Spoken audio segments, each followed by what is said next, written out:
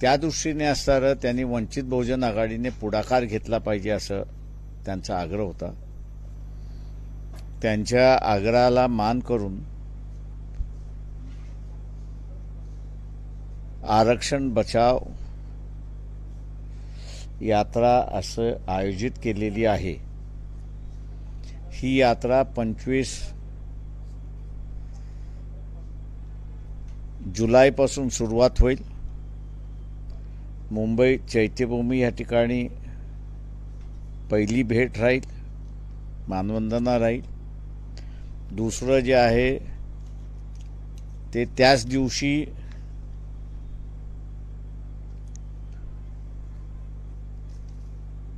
फुलेवाडा जो आहे पुण्यामध्ये महात्मा फुलेंच्या स्मृतींना तिथे असणारा अभिवादन केला जाईल।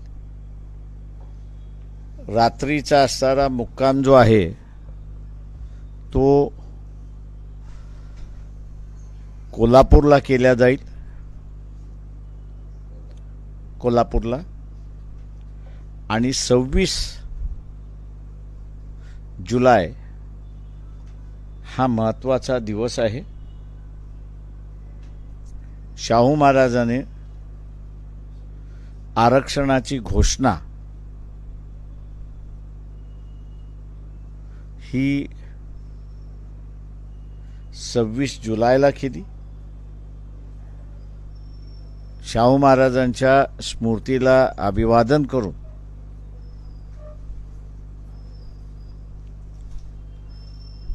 कोल्हापूरपासून ही यात्रा सुरुवात होईल।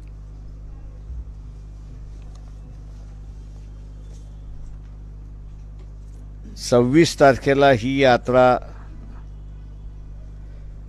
शाहू महाराजांचं स्मारक आहे तिकडनं सुरुवात होईल। रूट त्या दिवसाचा असा राहील, हातकणंगले, जयसिंगपूर, सांगली,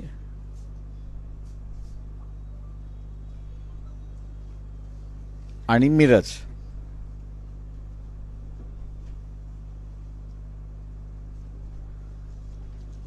27 तारखेचा असणारा जो रूट आहे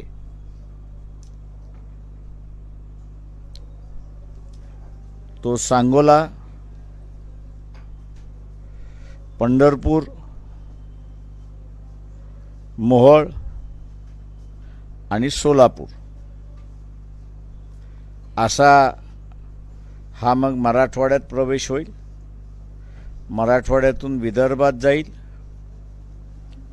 विदर्भातून पुन्हा मराठवाड्यात येईल आणि याची असणारी सांगता 7 किंवा 8 तारखेला आम्ही निश्चित करत नाहीये, कारण का एखादा दिवस पावसाचा अधिक पावसाचा आला तर मग आम्हाला दौरा पुढे करावा लागेल।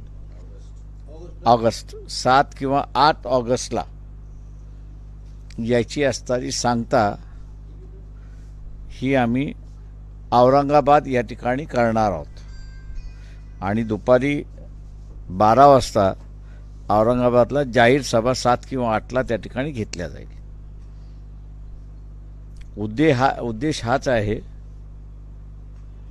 की परिस्थिती जी आहे ही अत्यंत चांगली नाही। छगन भुजबळ यांच्या शब्दामध्ये वर्णन करायचं झालं किंवा छगन भुजबळ यांचे शब्द वापरायचे असतील तर नामांतरासारखी परिस्थिती निर्माण झालेली आहे। नामांतराच्या वेळेस जी परिस्थिती निर्माण झाली होती तीच परिस्थिती आता मराठा आणि ओबीसी यामध्ये झाले अशी परिस्थिती आहे। हे मी दुर्दैव त्या ठिकाणी मानतो।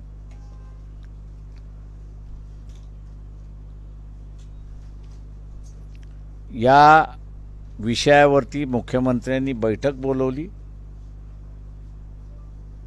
पण दुर्दैवाने मुख्यमंत्र्यांनी सुद्धा आणि डेप्युटी मुख्यमंत्री देवेंद्रजी फडणवीस या दोघांनीही या प्रश्नावरती आपली भूमिका मांडली नाही। प्रश्न हा आहे की जरांगे पाटील यांची जी मागणी आहे की मराठा समाजाला ओबीसीच्या कोट्यातून आरक्षण द्यावं, ही जी मागणी आहे, आणि दुसरी मागणी जी आहे सरसकट सगळे सोयऱ्यांना सुद्धा ती लागू व्हावी,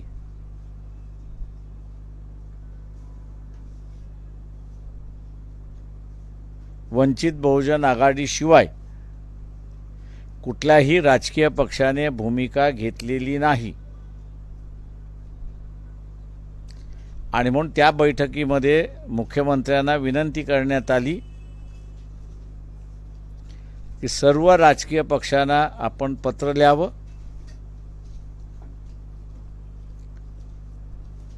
आणि सर्व राजकीय पक्षांची भूमिका काय आहे ही आपण त्यांना विचारणा करण्यात यावी, एक मुख्यमंत्री म्हणून सुद्धा आणि एक पक्षाचे प्रमुख म्हणून सुद्धा. दुर्दैवाने मी असं म्हणेन की खोपर्डीचं प्रकरण असेल किंवा मराठा आरक्षणाचा प्रश्न असेल,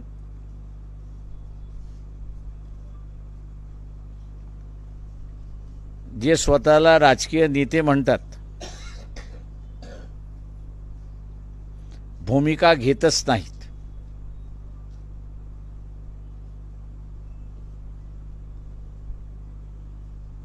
आणि लोकांना वाऱ्यावरती सोडतात अशी परिस्थिती आहे.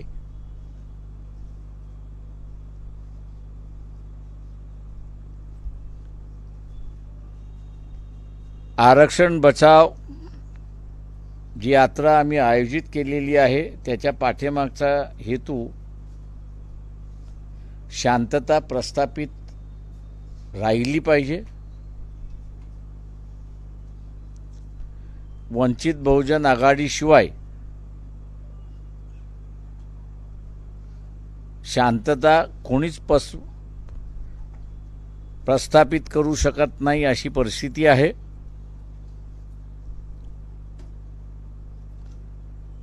आणि आज एक भयभीतीचं वातावरण आहे असं मी त्या ठिकाणी मानतोय.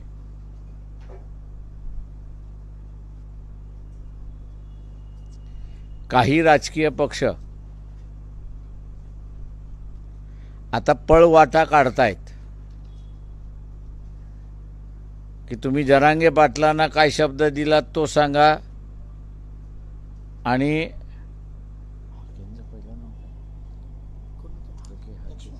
आणि लक्ष्मण हाके यांना तुम्ही काय शब्द दिलात. आमचं सरळ म्हणणं आहे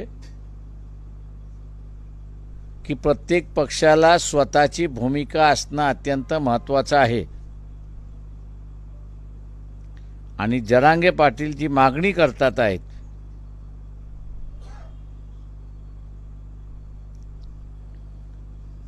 की ओबीसीच्या कोट्यातून मराठ्यांना आरक्षण द्या,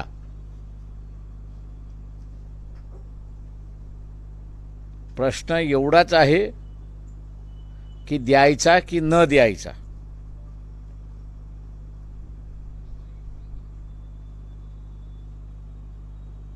महाराष्ट्राच्या शांततेसाठी आणि सामाजिक सलोखा अबाधित राहण्यासाठी राजकीय पक्ष आपला निर्णय जाहीर करतील अशी अपेक्षा मी त्या ठिकाणी बाळगतो. जनमानसामध्ये जी भावना झालेली आहे ती एनसीपी, काँग्रेस हे श्रीमंत मराठ्यांचे पक्ष आहेत.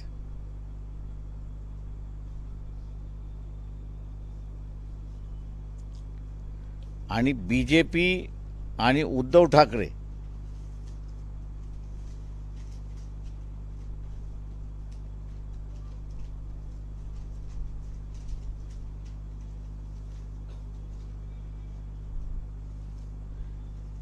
बीजेपी हे वैदिक ब्राह्मणांचा पक्ष,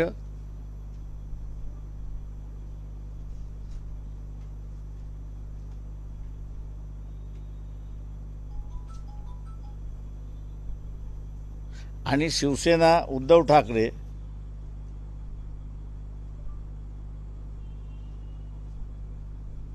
हे सीकेपीचा प्रश्न, सीकेपीचा पक्ष.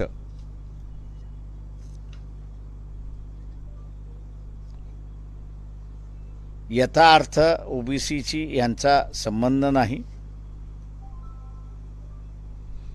हे भूमिका घेणार नसतील.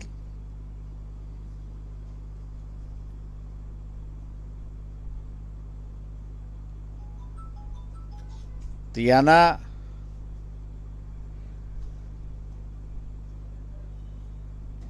मागासवर्गीयांना दिलेले अधिकार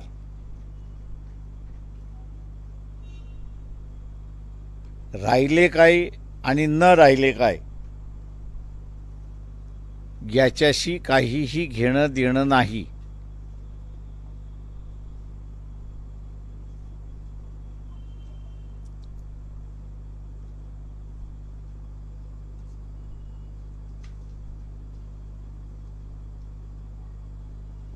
हळूहळू बाबासाहेबांनी जो इशारा दिला होता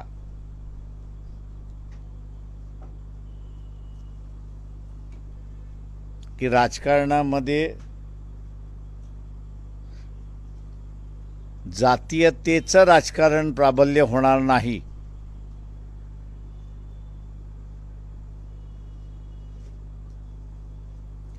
याची दक्षता घ्या.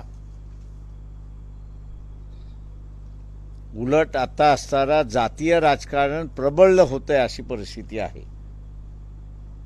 आणि हा एक धोका आहे असं आम्ही त्या ठिकाणी मानतोय.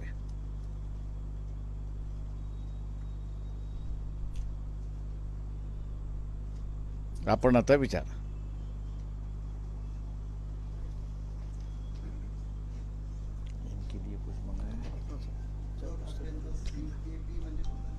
हा हवं का? सत्यानाश झाला, सत्यानाश. आरक्षण संकल्पनाच बचाव, कन्सेप्टच बघा. का आता असं जे आहे SC STचं जे आरक्षण आहे हे संविधानिक आरक्षण आहे.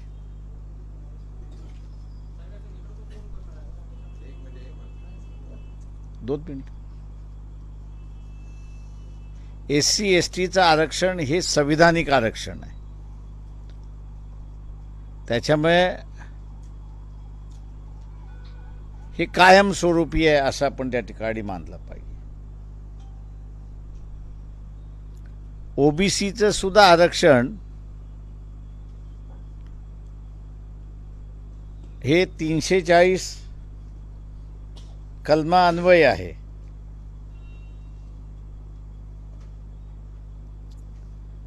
एका दृष्टीने संविधानिक आहे, पण जी संविधानिक जोड दिली पाहिजे होती कमिशनचा अहवाल आल्यानंतर ती दुर्दैवाने देण्यात आली नाही. 1984 मध्ये पार्लमेंटच्या पठणावरती मंडल कमिशनचा रिपोर्ट ठेवण्यात आला आणि त्या काळच्या होम मिनिस्टरनी आम्ही हा अहवाल स्वीकारला असं स्टेटमेंट केलं. या स्टेटमेंटच्या आधारे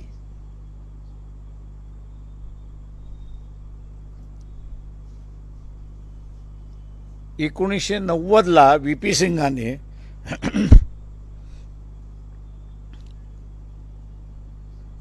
GR काढून त्याची अंमलबजावणी केली.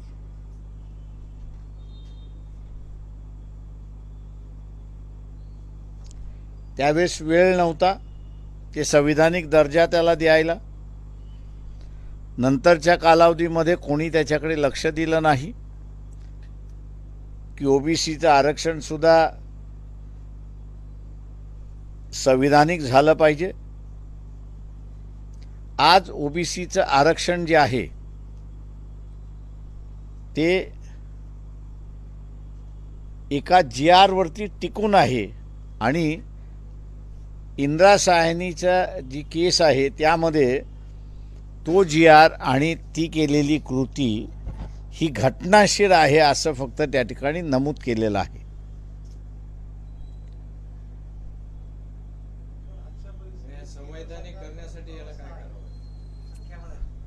संविधानिक करण्यासाठी ओबीसींची जी यादी आहे ती यादी SC STचा जो शेड्यूल आहे त्याच्यानंतर जोडली तर मग ते संविधानिक होऊ शकतं.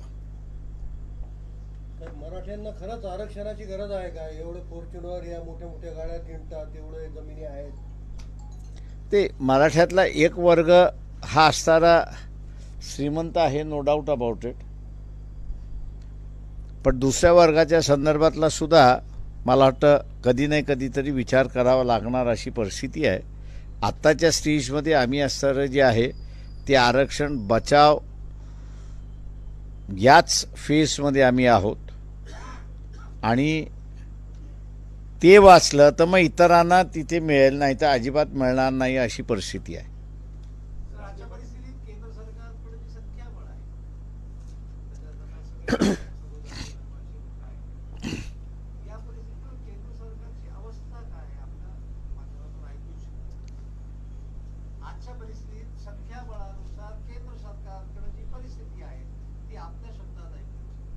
म्हणजे मला कळलं नाही. आजच्या परिस्थितीत संख्याबळानुसार भारतीय जनता पार्टीचे 242, 2 कुबड्यांवर चंद्रबाबू नायडू आणि नितीश कुमार यांची संख्या आणि इतर काही मिळून 273 झाले. आधार नाही आहे संख्येसाठी, त्यांच्या सत्तेच्या संख्येसाठी. या परिस्थितीत कशा चालवतील सरकार किंवा आपल्याला काय वाटतं की हा संपला की मग मी तुमच्या प्रश्नाकडे येतो.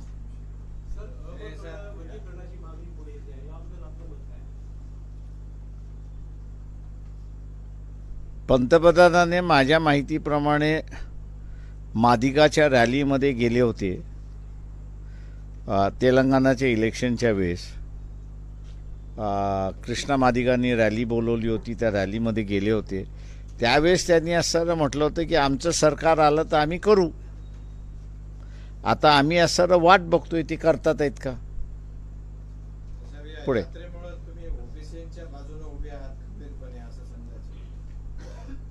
आरक्षणाच्या बाजूने उभे आहोत म्हणजे ओबीसीच्या बाजूने उभे आहोत. आम्ही कोणाच्या विरोधात नाही. याचं कारण असं आहे आम्ही कोणाच्या विरोधात नाही. उद्या आरक्षणाची संकल्पनाच संपली, उद्या आरक्षणाची संकल्पनाच संपली तर मग कोण कोणाच्या पाठीमागे काहीच फरक राहत नाही. आम्ही असणारा इतरांना भांडण्याचा मार्ग मोकळा ठेवतोय. आज असणारं ओबीसीचं आरक्षण शाबूत राहिलं पाहिजे, टिकलं पाहिजे, या दृष्टीने आम्ही पाहतो.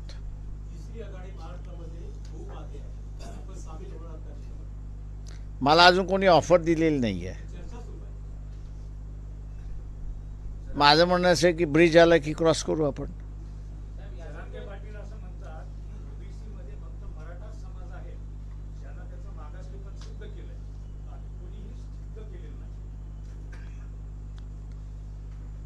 आमच्या माहितीप्रमाणे मंडल कमिशन पुढे ज्या जे आले त्यांनी आपलं मागासलेलं पण सिद्ध केलेलं आहे आणि पार्लमेंटने ते एक्सेप्ट केलेलं आहे.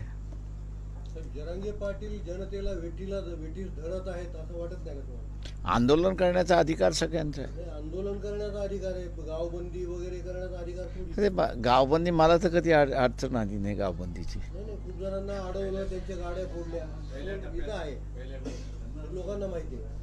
तर आताही नाही मला अडचण आहे.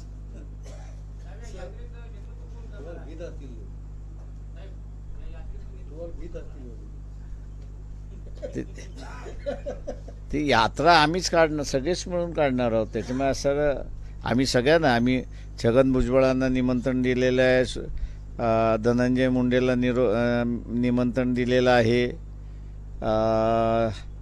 त्याच्यानंतर कोकणातले जे सगळे ओबीसी नेते आहेत ते सगळ्यांना आम्ही निमंत्रण दिलेलं आहे. आम्ही कोणालाही असं डावललेलं नाही. आणि त्या सगळ्यांना म्हटलं की हे एक सामाजिक इश्यू आहे, याला पॉलिटिकली तुम्ही बघू नका, सहभागी यायला, आणि आम्ही निमंत्रणही पाठवलेलं आहे. सर, 2 दिवसापूर्वी विशाळगडावर जो मस्जिद होती ती अनधिकृत घरे म्हणून पाडली आणि पाडणारे खासगी लोक होते. संभाजीराजे यांनी जाऊन त्यांच्या संघटनेमार्फत जाऊन जो गोंधळ होता त्याच्यानंतर शासनाने केलं. इकडे याकडे काय कशा दृष्टीने पाहता?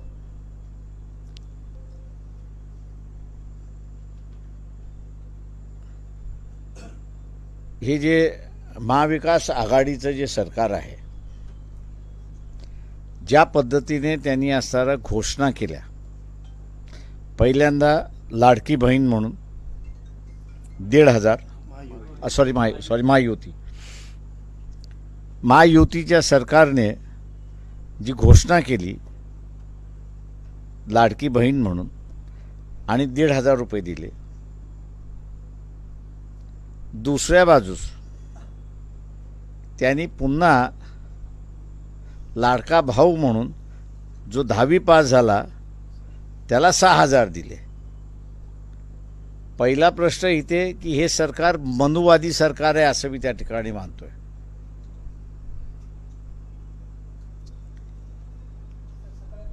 एक मिनिट बोलतो ना राजा. हे मनुवादी सरकार आहे. 10वी झालेल्या मुलीला सुद्धा 6,000 रुपये मिळाले पाहिजेत, तिला 1,500च का? तेव्हा बीजेपी लेड गव्हर्नमेंट जे आहे,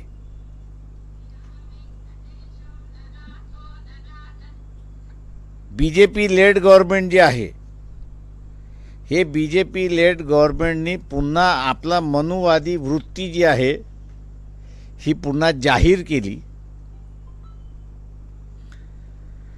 या 2 योजनेच्या माध्यमातून मी असं म्हणतोय की घबराट, हडबड ही आघाडीमध्ये झालेली आहे.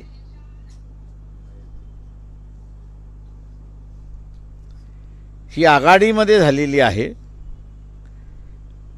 आणि म्हणून मतदान अशा स्वरूपात येत नाही तर स्कीमच्या स्वरूपामध्ये घेण्याचा प्रयत्न त्यांचा चाललेला आहे. आणि दुसऱ्या बाजूस आम्ही मुस्लिम विरोधी आहोत हा दाखवण्याचा प्रयत्न आहे. हा दाखवण्याचा असणारा प्रयत्न आहे.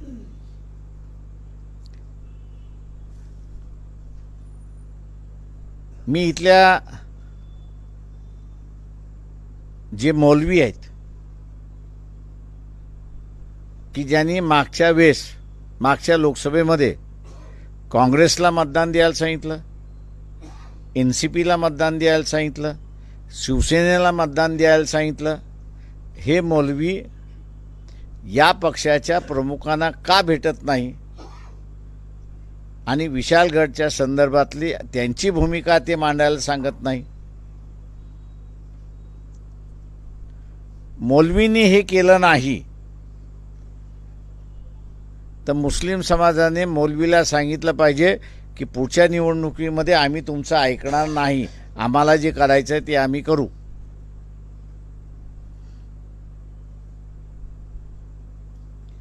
ते हां ते बोला.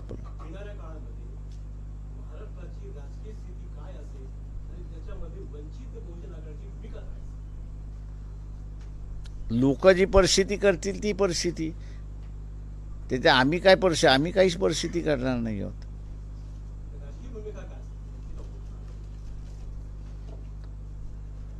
ते आम्ही आता असणारं जे आहे ते या ज्या सगळ्या लहान लहान सोशल संघटना ज्या आहेत त्या सगळ्या सोशल संघटनांचं एक दल आम्ही असं उभं करतोय आणि आमच्याबरोबर जे जे पक्ष यायला मागतील किंवा जे जे आम्हाला घ्यायला मागतील त्यांच्याबरोबर आम्ही जायला तयार आहोत.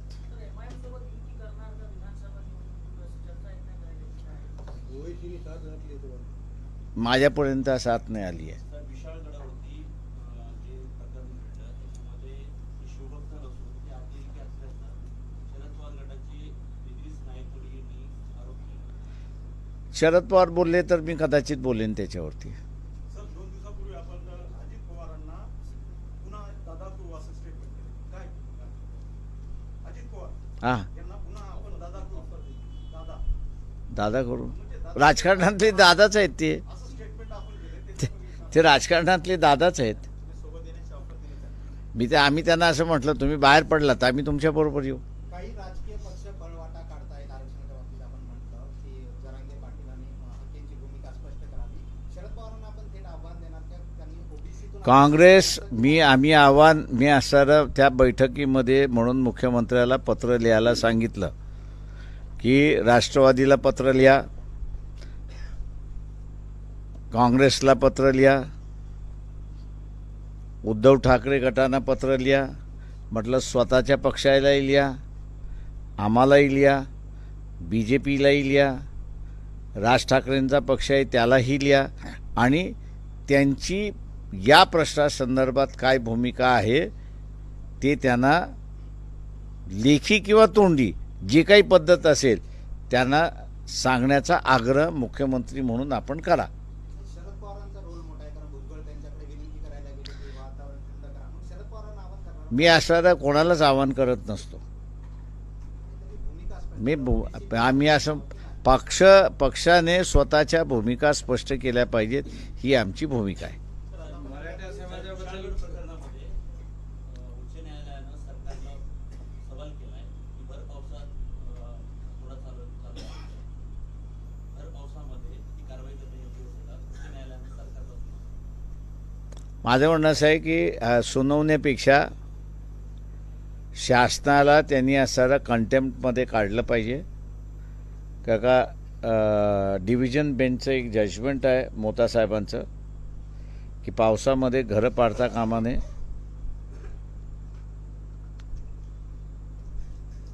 शासनाची सुद्धा भूमिका आहे की पावसामध्ये बेघर करू नये किंवा पाडू नये. तेव्हा कोर्टाने शासनाला कंटेम्प्ट प्रोसिडिंग्समध्ये घ्यावं. विधानसभेची काय स्ट्रॅटेजी आहे? येईल तेव्हा आम्ही सांगू. आता बोलला सर आपण, कारण बाळासाहेब तोंडातून जो शब्द काढतात तो सत्य ठरतो. तर येणाऱ्या काळामध्ये महाविकास आघाडीचे सरकार येणार त्याच्यात असं डायरेक्ट वंचित बहुजन आघाडी सामील होणार हे सिद्ध होतं याच्यावर. माझं वकीलपत्र मी तुम्हाला देतो.